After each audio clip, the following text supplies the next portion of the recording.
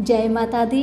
मेरे सभी प्यारे दोस्तों, मैं लक्ष्मी शर्मा बड़ों को चरण स्पर्श, छोटों को प्यार और बराबर वालों को दिल से नमस्कार करती हूँ। आज मैं आप सभी को सुनाऊंगी भोलेनाथ को प्रसन्न करने वाली महाकाल की कथा। कथा को अंत तक जरूर सुनिए और दूसरों को भी शेयर कीजिए। एक समय की बात है, माटी नाम का एक बड़ा शिव भक्त था। उसने संतान प्राप्ति के लिए 100 साल तक शिव जी का कठोर तप किया। भोलेनाथ ने उसे संतान का वरदान दिए और समय आने पर उसकी पत्नी गर्भवती हुई। पत्नी का प्रसव 4 साल तक नहीं हुआ तो माटी को अथवा पति को बड़ी चिंता हुई। कुछ समय पश्चात पता चलता है कि गर्भ का बालक काल मार्ग नामक राक्षस के डर से बाहर ही नहीं निकल रहा है। फिर माटी ने सोचा कि क्यों ना गर्भ में स्थित शिशु को शिव का ज्ञान दे दिया जाए। उसने शिशु को शिव का ज्ञान देना शुरू किया। हर जन्म में बाबा तेरा साथ चाहिए, सिर पे मेरे बाबा तेरा हाथ चाहिए।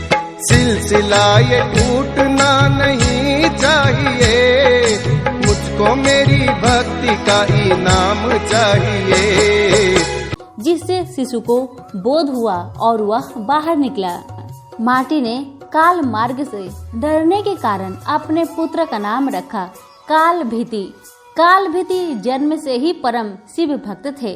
बड़ा होते ही काल भीति घोर तपस्या में लगे। बेल के पेड़ के नीचे पैर के अंगूठे पर खड़े हो वह 100 वर्षों तक एक बूंद भी पानी बिना पिए मंत्रों का जाप करते रहे। 100 वर्ष पूरे होने पर एक दिन एक आदमी जल से भरा हुआ घड़ा लेकर आया और काल भीति को नमस्कार कर उसने कहा कि जल ग्रहण कीजिए। काल भीति बोले, आप किस वर्ण के हैं? आपका आचार व्यवहार कैसा है? यह सब जाने बिना मैं जल नहीं पी सकता। पानी लाने वाला अंगतुक बोला, मैं जब अपने माता पिता को ही नहीं जानता तो अपने वर्ण का क्या कहूँ? आचार विचार और धर्मों से मेरा कोई वास्ता ही नहीं रहा है। काल भीति ने कहा, मेरे गुरु के अनुसार जिसके कुल का ज्ञान न हो उसका अन्न जल ग्रहण करने वाला तत्काल कष्ट में पड़ता है। मैं पानी नहीं पीऊंगा श्रीमान। अंगतुक बोला, तुम्हारी बात पर हंसी आती है। जब सब में भगवान शंकर ही निवास करते हैं तो किसी को बुरा नहीं कहना चाहिए, क्योंकि इससे भगवान शंकर की ही निंदा होती है। यह जल अपवित्र कैसे हुआ? घड़ा मिट्टी का बना है और आग में पका है, फिर जल से भर दिया गया।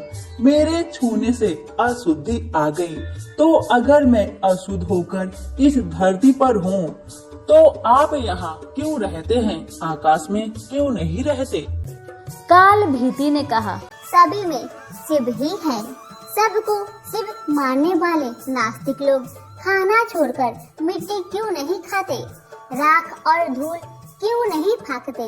मैं यह नहीं कह रहा कि सब में शिव नहीं है। भगवान शिव सब में ही है। मेरी बात ध्यान से सुनिए। सोने के गहने बहुत तरह के बनते हैं, कुछ सोने की तो और कुछ मिलावटी। खरे खोटे सभी आभूषणों में सोना तो है ही। इसी प्रकार ऊंच नीच शुद्ध अशुद्ध सब में भगवान सदाशिव विराजमान है। जैसे खोटा सोना खरे के साथ मिलकर एक हो जाता है, इसी तरह इस शरीर को भी व्रत तपस्या और सदाचार आदि के द्वारा शोधित करके शुद्ध बना लेने पर मनुष्य निश्चय ही खरा सोना होकर स्वर्ग लोक में जाता है। तो शरीर को खोटी अपवित्र चीजों से बिगाड़ना ठीक नहीं। जो व्रत उपवास करके शुद्ध हो गया है वह भी यदि इस तरह अशुद्ध होने लगे तो थोड़े ही दिनों में पतित हो जाएगा। इसलिए आपका दिया पानी में तो कभी नहीं पीऊंगा। काल भीति के ऐसा कहने पर अंगतुक हंसने लगा।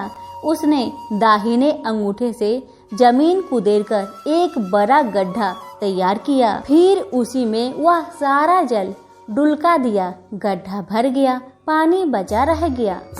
फिर उसने अपने पैर से ही कुदेरकर एक तालाब बना दिया और बचे हुए जल से उस तालाब को भर दिया।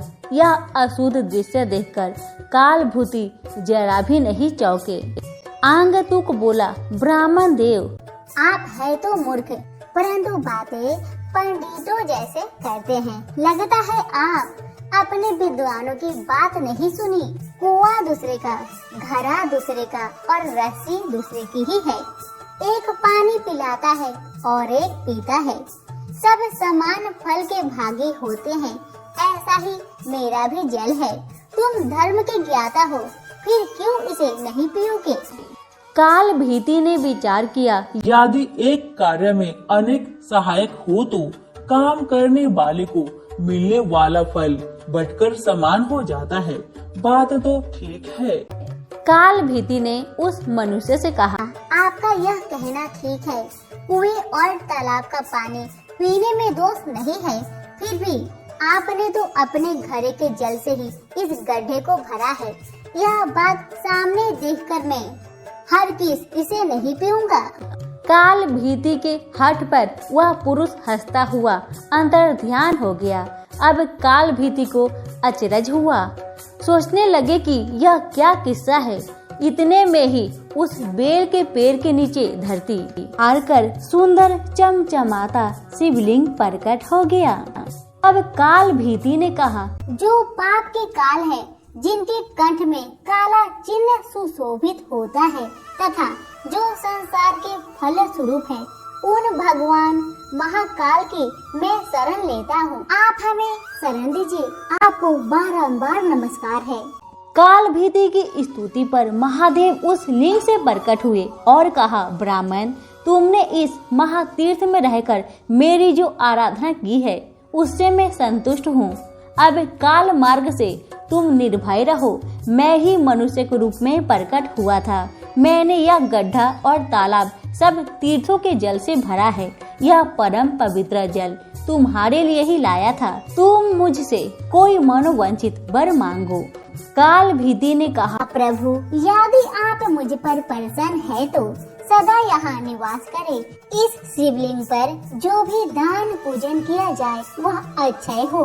आपने काल से मुझे मुक्ति दिलाई है, इसलिए यह शिवलिंग महाकाल के नाम से प्रसिद्ध हो। भगवान बोले, जो कोई अक्षय तृतीया, शिवरात्रि, श्रावण मास, चतुर्दशी, अष्टमी, सोमवार तथा विशेष पर्व के दिन इस सरोवर में स्नान करके इस शिवलिंग की पूजा करेगा, वह शिव को ही प्राप्त होगा। यह किया हुआ जाप, तप और रुद्र जप से अक्षय होगा। तुम नंदी के साथ मेरे दूसरे द्वारपाल बनोगे।